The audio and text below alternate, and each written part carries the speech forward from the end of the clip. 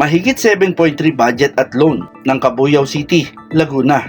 Iligal na naaprubahan ng konseho ayon sa Vice Mayor ng lungsod. Ang pagsisiwalat laban kay Hain at sa konseho ng lungsod ay ginawa ni Vice Mayor Atty. Lip Opeña noong Biyernes sa Huntahan Media Forum sa Quezon City. Dito, ibinunyag ni Vice Mayor Opeña bukod sa walang feasibility studies ang sinasabing pagtatayo ng mga pasilidad gaya ng munisipyo, palengke at iba pa ay wala ring nangyayaring deliberation ng council para dito. Ito ang tahasang akusasyon ng mismong Vice Mayor ng Cabuyao kasabay ng paglalatag ng mga ebidensyang magpapatunay na hindi raw sumusunod sa legal na proseso ang City Council nakatakdang paggastos ng multibilyong pisong pondo. Matagal na po ako nagsasalita sa amin. As far as I know, based on the documents lang na nakakalap ko, attorney, ang itatayo daw po ng aming lungsod ay 1 billion na halaga ng bagong City Hall.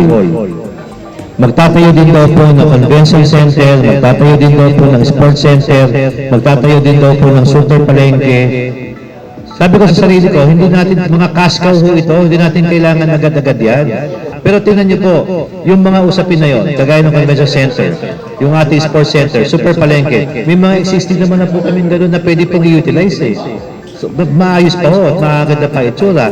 Ni-railroad umano ng City Council ng Cabuyao sa Laguna ang pag-aaproba sa kanilang 3.3 billion 2025 annual budget at ang 4 na bilyong pisong loan ng lungsod na Development Bank of the Philippines o DBP.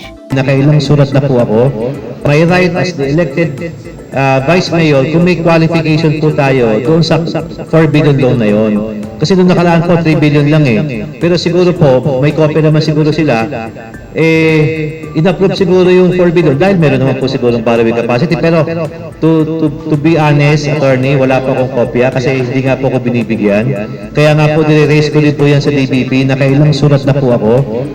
Irregular anya ang pag-aaproba sa loan sa pamamagitan ng tinatawag nilang special session na ginawa hindi sa plenaryo ng konseho kundi sa bahay lamang ng isang konsyal. Itinaon anya ang pag-aaproba para dito. Noong July 2023, ang panahon na late nilang nalaman na naka-official leave pala si Mayor Dennis Felipe Hain. Nabanggit ko sa inyo kayo na nag-session sila sa bahay ng konsehal. Isa rin yun, bahay din yun. Nag-session sila doon. So nung time na yun, special session po, dalawa kasi ang session. Isang regular session, isang special session. Regular sessions, every Monday po yun dati, ginawa po namin Tuesday. Okay, wala problema doon.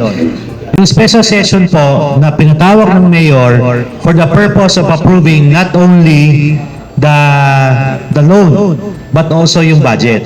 So ang ginawa ko po, sinulatan ko yung Mayor. Sabi ko sa Mayor, may karapatan ka magpatawag ng special session, sabi ng batas yun. Pero wala kang karapatang sabihin na yung venue ng session ay sa bahay ng konsehal. Dahil dito ay inihahanda na ng kampo ni Opeña ang mga kasong isasampa sa ombudsman laban sa mga opisyalis ng lungsod ng Cabuyao. Of course, I have my documents with me. Ako naman po siyempre, ako'y nagtitiwala naman sa ombudsman in all their wisdom, in all their judgment, in their power of investigation na matatanggap ko po ang katarungan sa tamang panahon po.